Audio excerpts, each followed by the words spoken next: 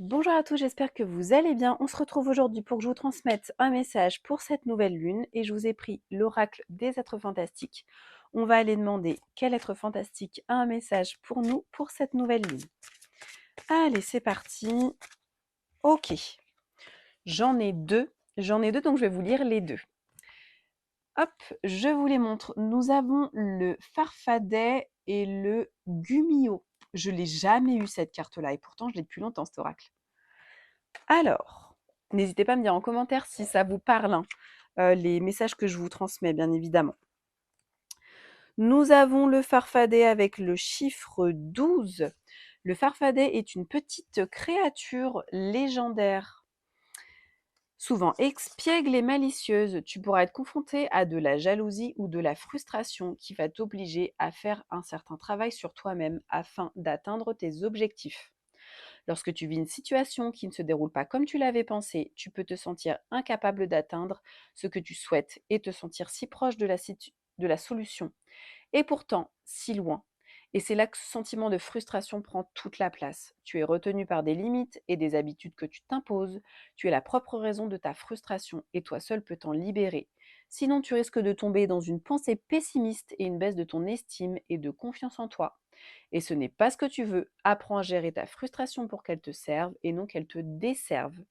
Change ton point de vue sur la frustration. Ne la considère plus comme un blocage, mais comme une opportunité de découvrir une autre direction pour aller de l'avant et qui te sera bénéfique dans le temps. Reste positif et proactif, ne tombe pas dans le piège de t'apitoyer sur ton sort. Grâce à ta persévérance et à ton dévouement, tu pourras récolter les fruits de ton dur labeur. Pour ceux qui sont assez patients, je vous dis la signification de cette carte, ce petit renard là, Gumio, avec le chiffre 19, le chiffre 19. Et c'est parti. Gumio, être fantastique de conte coréen, c'est peut-être pour ça que je ne connais pas, est un renard à 9 queues ayant le pouvoir de se transformer en femme pour séduire. Waouh! Il est un esprit qui est le produit d'une grande longévité et d'une accumulation d'énergie. Il représente la perspicacité, l'intelligence et la ruse. Il peut signifier ici que tu es une personne intelligente. Je rigole.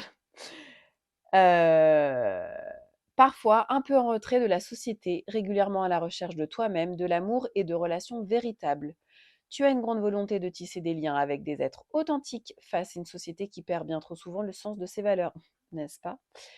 Il est également le symbole d'un faux ami, l'incarnation de la trahison. Il se pourrait que quelqu'un cherche à te nuire, alors fais attention, surveille tes gestes et tes actes, et essaye de faire en sorte que les autres ne connaissent pas tout de toi ou qu'ils n'en apprennent pas trop concernant tes projets. Moins t'en dis, mieux c'est. Il pourrait te mettre des bâtons dans les roues sans que tu le saches. Tu as besoin de te masquer tes émotions et d'être plus discret sur certaines situations. Et c'est pas fini. Quoi qu'il en soit, ne te laisse pas déstabiliser, sinon tes pensées risquent de s'embrouiller et tu vas rentrer dans des moments d'hésitation et de remise en question qui n'ont pas réellement lieu d'être. Ne laisse pas les actions malveillantes de quelqu'un gâcher ce que tu es. Jamais de la vie. Tu es tout à fait capable de rebondir s'il le faut et cela va même t'aider à devenir encore meilleur. Regardez-moi ces biceps. Bon, ok, j'arrête.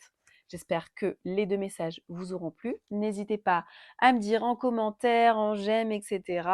J'essaie de répondre à tous vos messages. On se retrouve bientôt pour de nouvelles énergies. Ciao, ciao!